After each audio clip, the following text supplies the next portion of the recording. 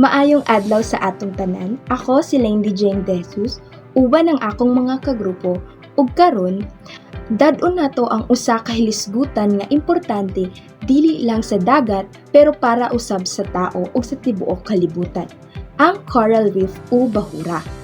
Daghan sa tuwa ang nakakita og reef sa dagat.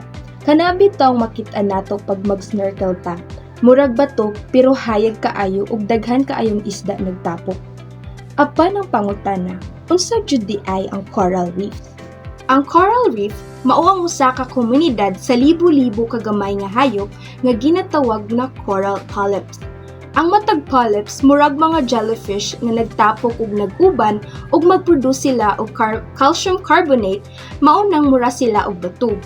Busa importante kaayo nga klaruhon nato, ang coral reef dili bato, dili pud tanom, buhi sila usa ka ecosystem. Utana, giunsa man pag-form ang coral reefs.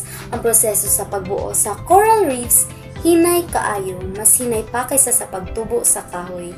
Magsugod ang tanan sa usa ka pulit nga mo-attach sa bato, shell o bisan unsang lig-on nga surface sa ilalim sa dagat. Paghuman, ang polyps mangitlog ug mag-reproduce og ilang mga anak. Mukapit pud sa tapad nila. Hinay-hinay silang motubo ug mo-create og layers upon layers nga mahimong foundation sa reef. Ang pagtubo nila kay 1 cm ra kasagaran sa usa ka tuig. Usahay 10 years para nga makabata og 1 inch. Ug milyon ka tuig aron ma-form ang dagkong reef formations. Kini nga hinay nga proseso nagpasabot nga dili sila daling mobalik kung madaot.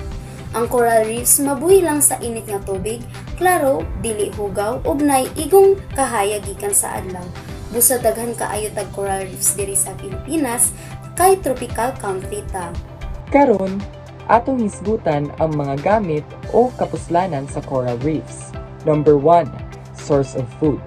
Daghan kaayo nga isda ang nagsalig sa coral reef alang sa pagpangitlog, pagkaon o pagpangitag puy-anan.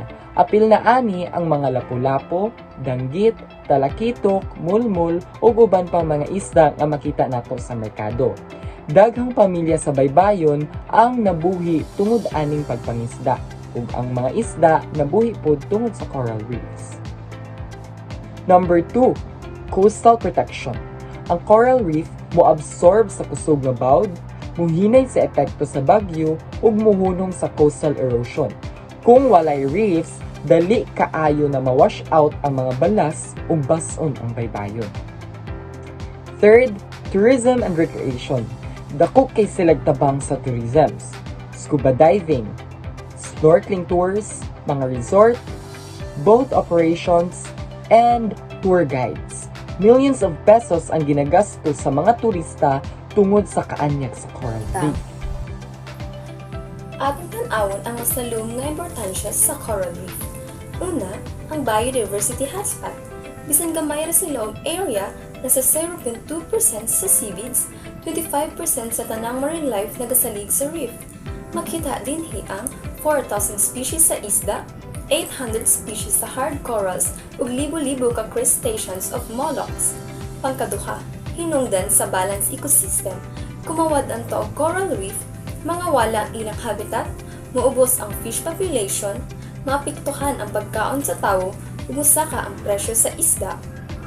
Pangkatulo, economic importance ang coral reef, nagahatag og trabaho, pagkaon, proteksyon, turismo, ug negosyo.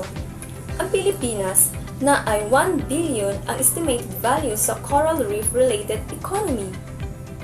Karon, unsaon nato pag-relate ani sa atong adlaw-adlaw nga kinabuhi. Una, pagkaon nga ginatapal sa atong lamesa. Kumukaon ta og isda sa merkado, lapu-lapu, danggit, mulmol, kadaghan gikan gyud na sa coral reefs. Ikaduha, bakasyon ug kalipay. Ang snorkeling sa small ball diving sa samal ug sa islands, hoping sa coral enjoyable tungod kay presko ug himsog ang coral reefs. Ikatulo, presyo sa isda. Kung guba ang coral reefs kay muubos ang isda, musaka ang presyo, dayon maglisod ang pamilya sa pagpalit og sudan. Ikaupat, kalit nga pagbaha og kusog nga bawod.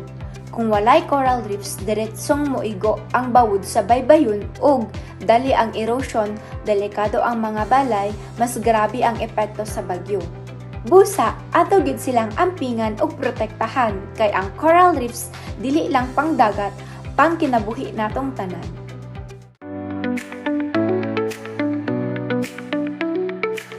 Kabalo ba mo na ang coral kay hayop dili tanom?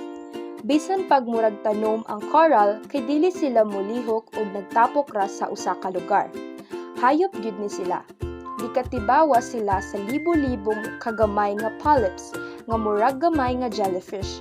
Adunay tentacles ang polyps nga gamiton nila para magdakop og plankton ug gamay nga pagkaon sa tubig.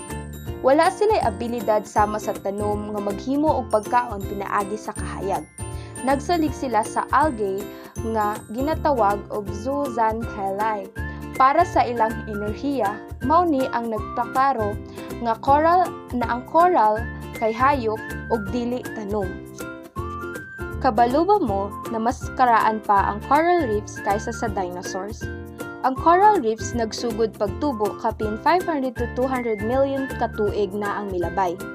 Sa ato pa, mas una pa sila mabuhi kaysa sa dinosaurs.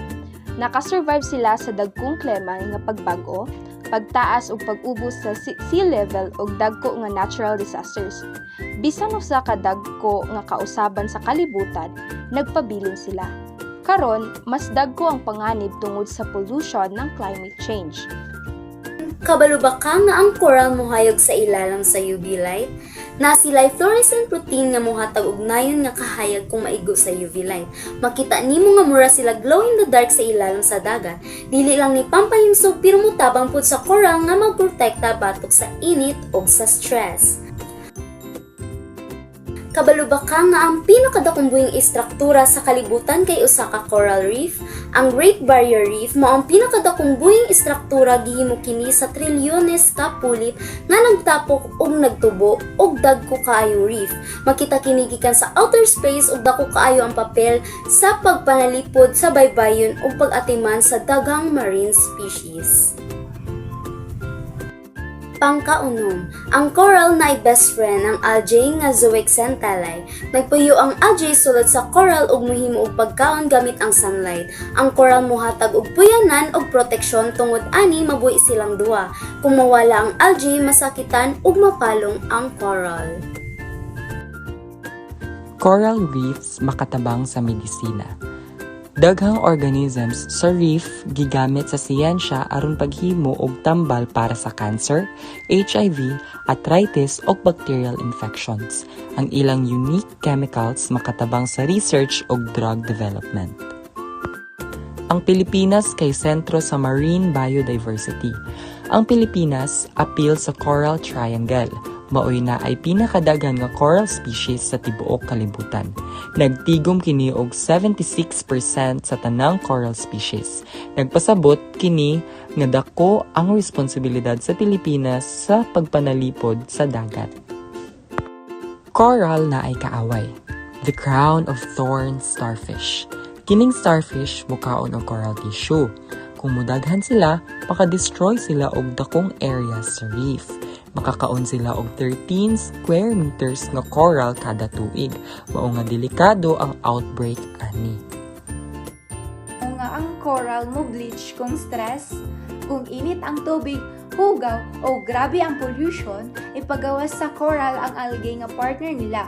Mahimo silang puti ug mahimong mas lig-on sa sakit. Kung dili sila makarecover, mamatay sila. Og kabalo ba mo nga ang coral makareproduce pinaagi sa mass spawning? Usa ka higayon sa usa ka tuig magpagawas tanang coral ug dungan ang eggs ug sperm. Murag underwater fireworks ang hitsura, nagtabok sa lunar cycle ug temperature ang pagplano ani. Og ang reef murag nursery sa kadaghang isda. Daghang baby fish dito magpuyo, mangitlog og mutubo kay protektado og daghang pagkaon. Kung mawala ang reef, daghang subspecies sa isda ang mawala kay wala nay lugar nga luwas. Daghang salamat ninyong tanan.